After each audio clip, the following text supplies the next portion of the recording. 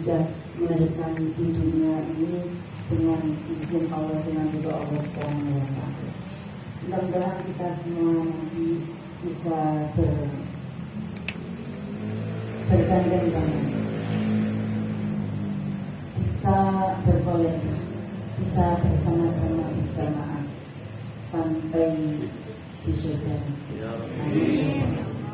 Yaitu pada saat kita nanti dikirim oleh Allah ke yaumil mahsyar, pada saat kita dalam kondisi panas, dalam kondisi sulit, dalam kondisi bingung, tapi insya Allah kita punya panutan, dimulai dari kita sebagai muridnya Nabi Muhammad SAW. Apalagi tadi sudah saya dengarkan lantunan sholawat yang luar biasa. Memang di Jakarta ini antara yang di Menara Gading dengan yang di masyarakat ini terjadi kontra gitu ya, kontradiksi. Yang di sana ngurusi dunia dulu, yang di sini ngurusi akhirat dulu. Tapi kita ketika ngurusi akhirat itu dunia insya Allah ikut, dunianya insya Allah. Para hadirin, para jemaah rahimakumullah,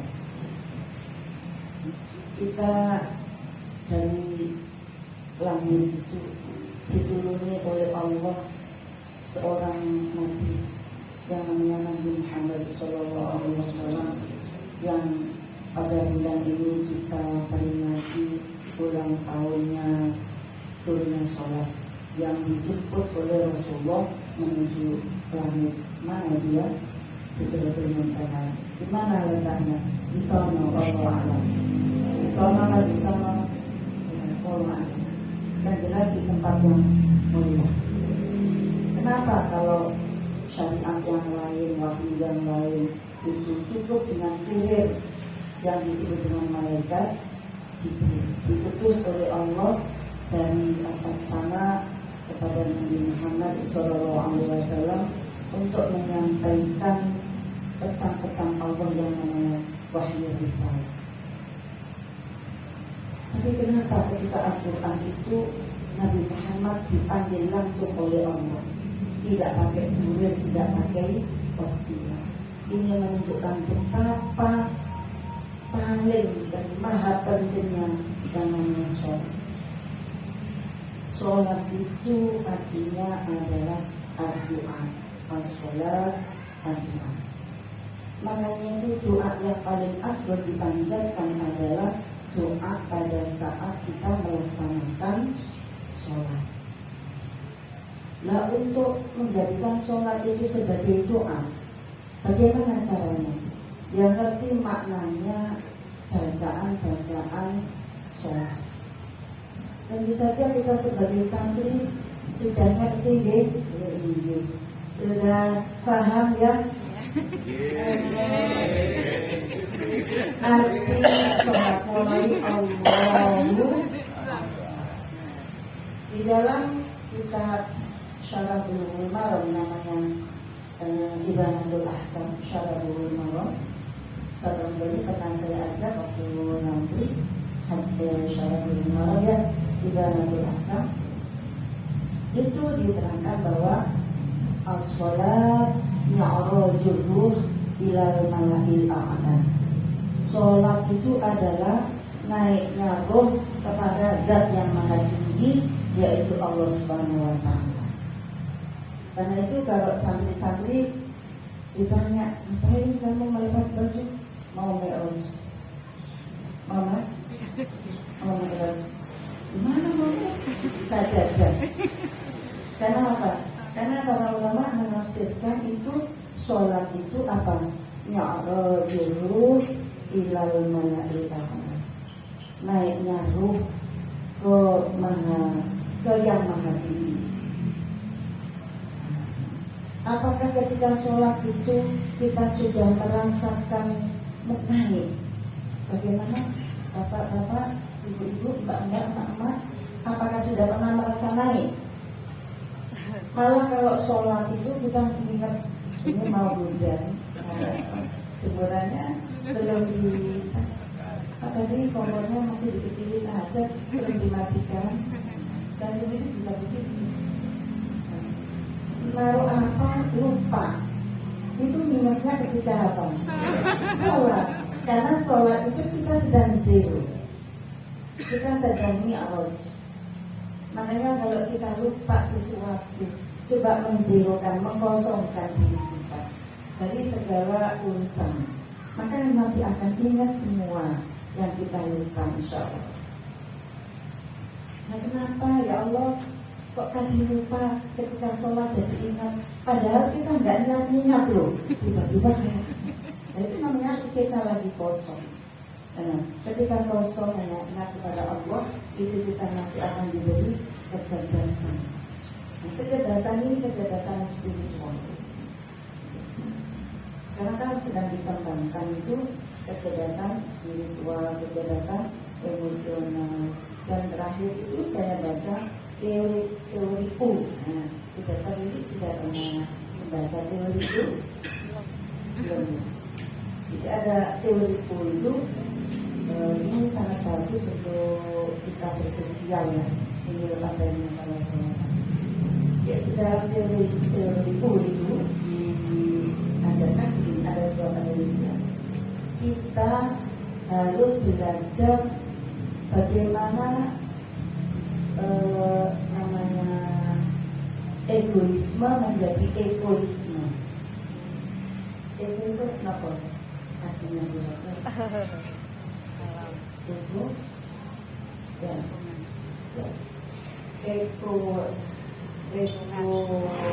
Egoisme menjadi egoisme. Jadi kekuatan yang sifatnya sakral PDW menjadi bagaimana kita mempunyai kekuatan bersama. Acara-acara seperti ini ego apa ego? Ego. Gak mungkin kalau seorang dunia yang punya kemauan pokok. Gak bisa. Iya kamu bisa pokok, tapi yang lain enggak.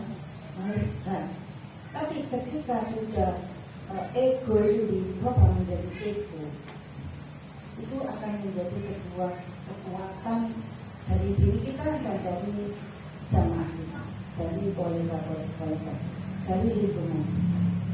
Caranya bagaimana? Caranya itu adalah membuka mata, membuka pikiran, membuka telinga, kemudian membuka hati. Ini sebetulnya ajaran Islam, ajaran Rasulullah, ajaran Al-Quran. Tapi kemudian kenapa yang membuat menteorikan itu mesti orang non kayak gitu?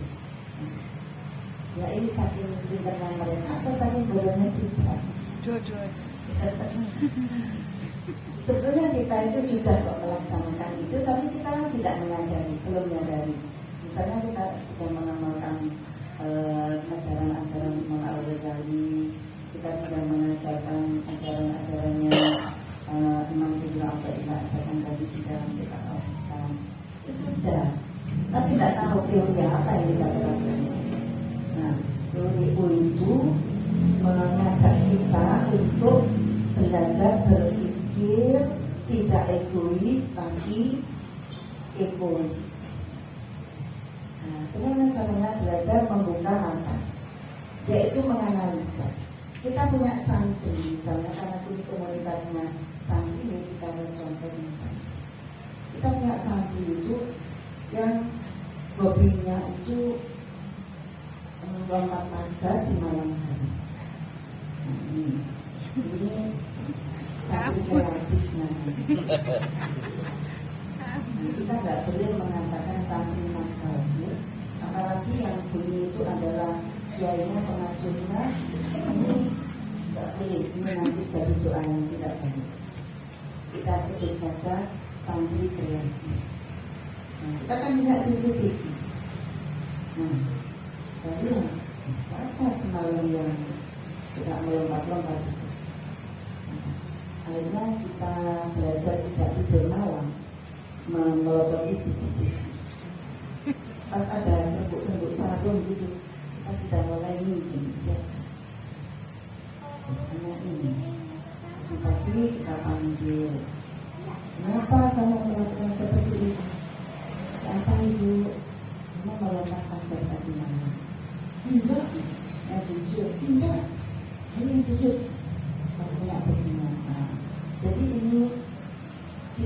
ini bisa dijadikan sebagai saksi gantinya 4 orang saksi dalam berzina.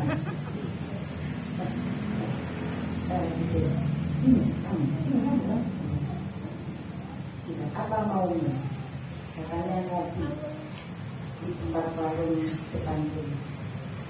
Nah, oke, kalau kamu kepengen ngopi, ini kopi, ini gula, ini termos. Setiap akan tidur, saya siapin ini untuk kamu.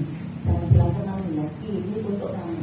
Pakai cangkirmu sendiri, pakai cangkirmu sendiri. Besok masih melompat lagi. Loh, kok kamu masih melompat lagi? Kan udah kita siapin kopi, kurang apa? Kurang gorengan.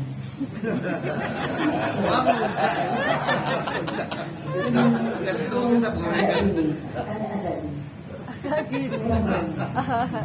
Tapi awas, kamu nanti kalau sudah ngambil hatiku, ngambil ususku, awas. Pulangkan ke orang tua. Saya mau dipulangkan. Saya nggak mau pulang. Saya nggak kerasan di rumah. Ada apa? Biasanya santri kan senang banget kalau liburan. Saya tidak senang sama bapak ibu saya. Aneh kamu ini, sering dulu kamu. Enggak. Bapak saya itu pacaran, untuk saya pacaran sendiri. Alhamdulillah. Santri itu ada yang kayak gitu. Saya semakin cerdas. Harus bagaimana kita? Oh, jadi persoalannya dari rumah kamu bawa ke sini. Iya. Sudah gini aja ya kamu. Terus sekarang itu.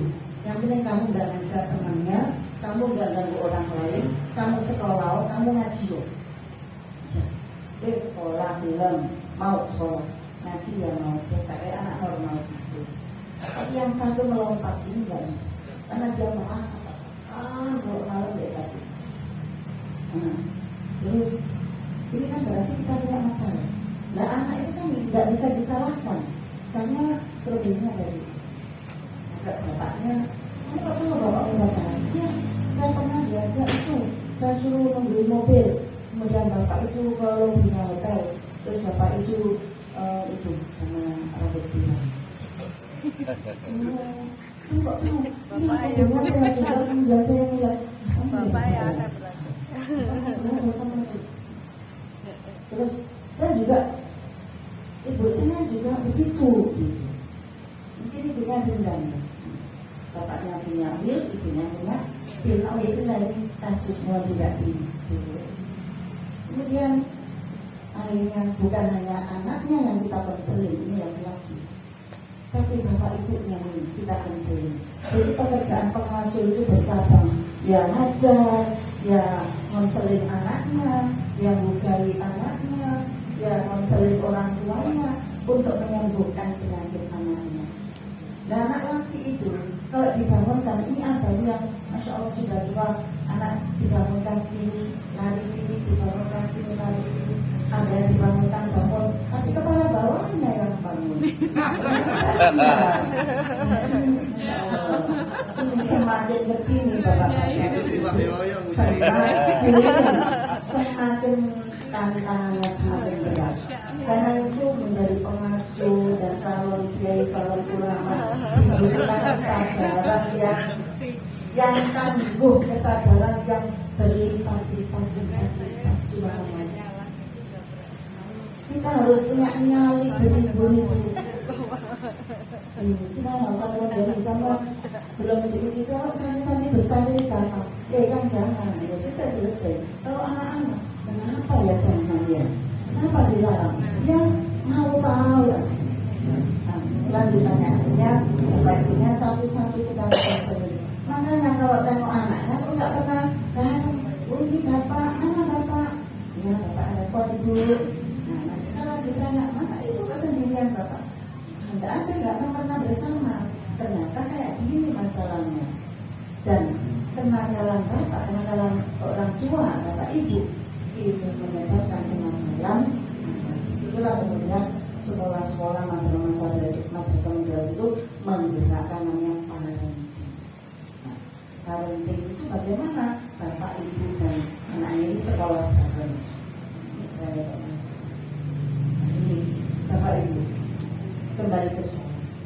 insya Allah kita sholatnya itu betul-betul menghadap kepada Allah, tidak menghadap kepada makhluk, tidak menghadap kepada dunia. Menghadap kepada dunia itu gimana? Sholat yang dipikirin itu jualan, dapat untung, bagaimana dapat ini, dapat itu, nanti mau ngajukan ini, ngajukan itu. Nah bagaimana bisa nyampe di sana? Nah, makanya kemudian sholat ini menguatkan spiritual kita. Makanya itu sholat bisa menjadikan yang betul itu mengerti maknanya.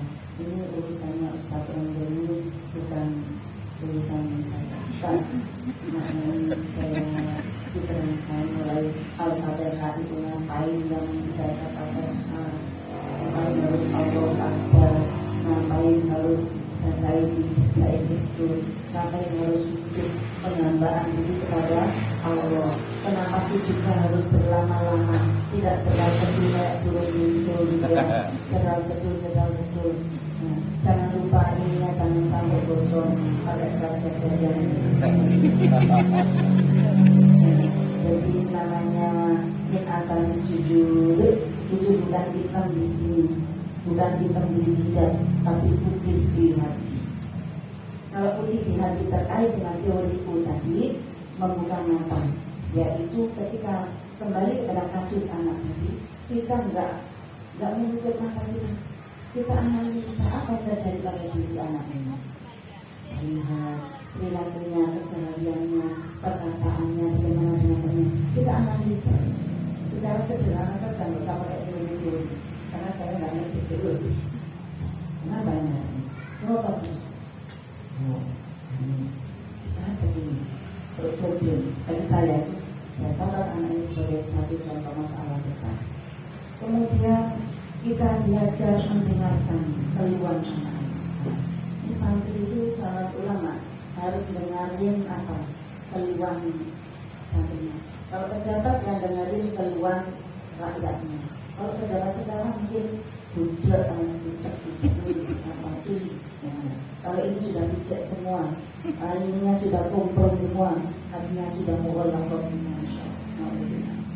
Mudah-mudahan kita doakan pemerintahan sekarang lebih terbuka. Kita bicara tentang keterbukaan kita kepada anak kita, anak didik kita, masyarakat kita. Bagaimana membuka mata? Ya itu tadi, kita jangan tidak mau tahu. Tak mau tahu urusanmu itu, urusanku ini, tak boleh. Jadi semua persoalan mesti ada asbabul wurud. Kalau Al-Quran ada asbabul nuzul. Ajar asbabul nuzul diajarkan besar memberi. Ketika kasus tadi itu saya amati satu anak ini pelan-pelan saya dengarkan sekali. Sering saya kasih daun, tapi ternyata daun itu tidak mempan, tidak mempan di daun apa itu iya tapi tidak wujud. Nah besok jangan lompat lagi ya. Itu ada kendaraan kayak kalau malam itu turun tombol itu.